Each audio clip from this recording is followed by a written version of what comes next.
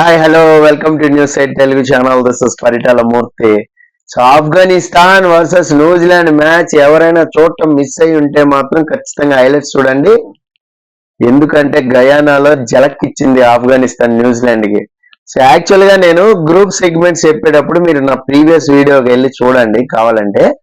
So New Zealand second position లో ఏమైనా ఉంటుందా అని ఒక డైలమాలో నేను, సో న్యూజిలాండ్ మనకి రాదు, మనకి ఏదైతే సూపర్ 8 లో ఉంటామో మనతో పడదు, మన గ్రూప్ లో పడదు అనేది ఒక గెస్సింగ్ వర్క్ చేసాము. ఎందుకంటే ఆఫ్ఘనిస్తాన్ అక్కడ చాలా స్ట్రాంగ్ గా ఉంది. అలాగే మీకు అక్కడ వెస్టిండీస్ కూడా హోమ్ గ్రౌండ్స్ లో న్యూజిలాండ్ కొట్టడం అంత పెద్ద కష్టమేం కాదు. ఇక్కడ ఆఫ్ఘనిస్తాన్, వెస్టిండీస్, న్యూజిలాండ్ ముగ్గురు మధ్యలోనే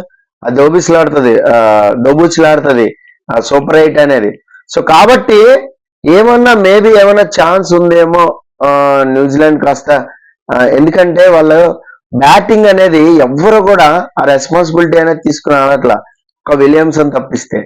సో మిగతా వాళ్ళందరూ కూడా ఏదో మూడ్లో ఉండే కొద్దిగా లూజ్ షాట్ ఆడే అవుట్ అయిపోవడం. ఏదో కాన్వే చూడండి, నిన్న జస్ట్ లైక్ దట్ క్యాచ్ ఇచ్చాడు ఫారూక్ బౌలింగ్ లో. అక్కడ మీకు స్ట్రైక్ రొటేట్ చేస్తే సరిపోద్ది. So first ball fancy shot కి వెళ్ళాడు ఓపెనర్. సో ఇలాగా చాలా మటుకు చాలా విలియమ్సన్ కూడా కట్ షాట్ ఆడదాం, లేట్ కట్ షాట్ ఆడదాం అని స్లిప్ లో దొరికిపోయాడు. సో ఇట్లాగా చాలా అంటే చాలా డ్యామేజ్ వాళ్ళు చేసుకున్నారు. అలాగే వాళ్ళు ఫస్ట్ బౌలింగ్ చేసేటప్పుడు కూడా ఎన్ని ఛాన్సెస్ వచ్చాయంటే వాళ్ళకి, కీపర్ స్టంప్ అవుట్ ఛాన్స్ వచ్చింది, రన్అట్ ఛాన్స్ వచ్చింది, కాన్వేకి వదిలేసాడు క్యాచ్. సో మామూలు క్యాచ్, ఫ్లయింగ్ క్యాచ్ అవసరం లేదు, అది వదిలేసాడు. విలియమ్సన్ ఒక క్యాచ్ వదిలేసాడు. అలాగే స్క్వేర్ లోనే ఒక క్యాచ్ నేలపాలు చేశారు, ఈజీ క్యాచ్. ఇలాగా చాలా క్యాచ్లు. శాంట్నర్ బౌలింగ్ లో అయితే చెప్పగల ఎల్బిడబ్ల్యూ దొరికినట్టు దొరికి జస్ట్ లెగ్ స్టంప్ మిస్ అయ్యేసరికి అది థర్డ్ ఎంపైర్ లో పోయింది.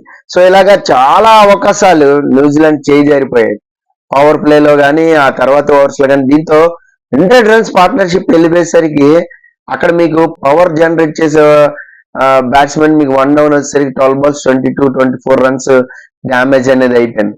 సో అంత స్కోర్ 159 స్కోర్ అనేది ఆఫ్ఘనిస్తాన్ కొట్టే స్కోర్ కాదు ఆ పిచ్ మీద. సో ఎందుకంటే టర్న్ అవుతుంది మంచిగా బాల్, బ్యూటిఫుల్ గా స్పిన్ కి శాంట్నర్ బౌలింగ్ చూసాం మనం. అలాగే బౌల్ట్ చాలా కుదురుగా బౌలింగ్ చేశాడు, లాస్ట్ ఓవర్ 3 రన్లు ఇచ్చాడు. సో ఇలాగా చాలా అంటే చాలా కట్టడి చేయొచ్చు.